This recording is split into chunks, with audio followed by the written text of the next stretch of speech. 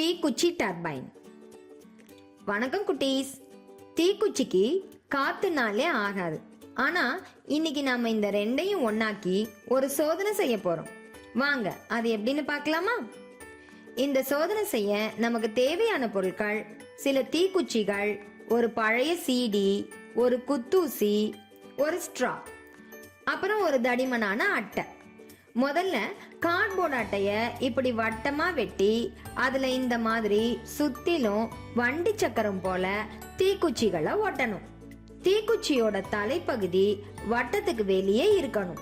அப்புறம் வட்டத்தோட மையத்துல ஒரு குத்தூசிய குத்தணும். ஊசிய கையாளும் போது கவனமா இருக்கணும் பசங்களா. இப்போ இத ஒரு மேசை மேல வச்சுட்டு வேகமா சுத்துங்க. நல்லா சுத்தும்.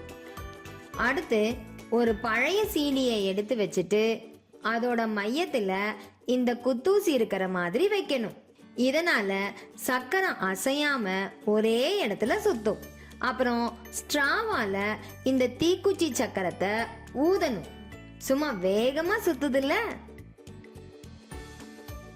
பாருங்க, நான் சொன்ன மாதிரியே காத்தையும் தீக்குச்சிகளையும் ஒன்னா சேர்த்து ஒரு டர்பைனை செஞ்சிட்டோம். இந்த பொண்ணு மாதிரியே நீங்களும் செஞ்சு பாருங்க குட்டீஸ். வளைந்த ஸ்ட்ரா வழியாக ஊதும் போது வேகமாக வெளியேறும் காற்றின் இயக்கத்தினால் தீக்குச்சிகளுக்கிடையே அழுத்த வேறுபாடு ஏற்படுகிறது. இந்த அழுத்த வேறுபாடு அதனை சுழல வைக்கிறது.